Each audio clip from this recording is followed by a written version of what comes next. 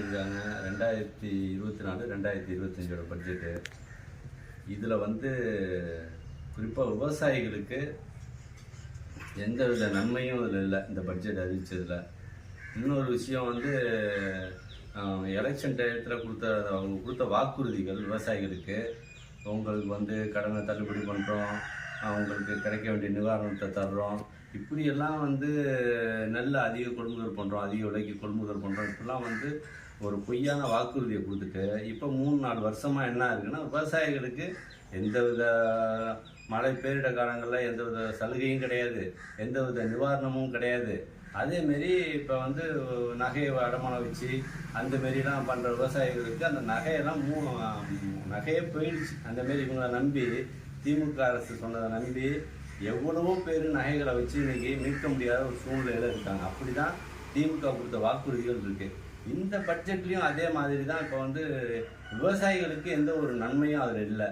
ஆமாம், இது வந்து விவசாயிகளை மேலும் மேலும் வந்து இவங்க வாக்குறுதிகளை கொடுத்து ஏமாற்றிக்கிட்டு வர்றாங்களே ஒழிய இந்த அரசு விவசாயிகளுக்கான அரசாக இல்லைங்கிறது என்னோட குற்றச்சாட்டு. ஜாதி வாரி கணக்கெடுப்பு இப்போ இந்தியா ஃபுல்லாகவே அதே குரல் தான் இருக்குது.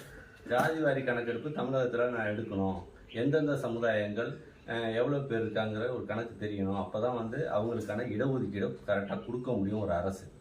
இது வந்து அந்த டயத்தில் பிரிட்டிஷ்காரன் அந்த நேரத்தில் அவங்க எண்ணதை வச்சுக்கிட்டு இன்னும் இந்த அரசுகள் வந்து மக்கள் தொகை கணக்கெடுப்பை வந்து வெளிப்படையாக சொல்ல மாட்டேங்கிறாங்க.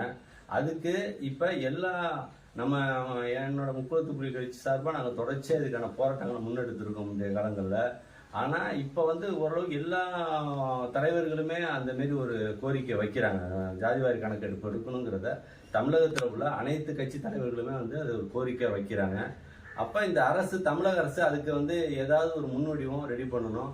இவங்க தான் தமிழக அரசு தான் ஒரு முயற்சி எடுக்கணுங்கிறத நான் இந்த நேரத்தில் கேட்குறேன். ஜாதிவாரி கணக்கெடுப்பை எடுத்து இங்கே வந்து சமூக நீதி பேசுகிறவங்க இந்த ஜாதிவாரி கணக்கெடுப்பு எடுத்து யார் யார் எந்த சமுதாயம் எத்தனை விழுக்காடு இருக்காங்களோ அதுக்கு ஏற்ற மாதிரி வந்து எல்லா விதத்துலேயும் வந்து வேலையாக இருக்கட்டும், படிப்பாக இருக்கட்டும், எல்லாத்துக்கும் அது வந்து ஒரு உதவியாக இருக்குங்கிறத நான் வந்து தமிழக அரசு கோரிக்கையாக வைக்கிறேன்.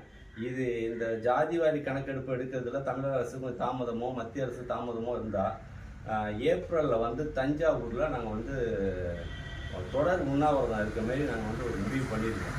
அதுக்கு இடையிலேயே வந்து இவங்க வந்து தமிழக அரசு ஜாதிவாரி கணக்கெடுப்புக்கு என்ன பதில் சொல்கிறாங்கிறது தெரியணும். அப்படி இல்லைன்னா வந்து இப்போ ஏப்ரல் மாதம் தஞ்சாவூரில் ஒரு பெரிய ஒரு உண்ணாவிரத போராட்டத்தை அறிவிக்கிறோம்.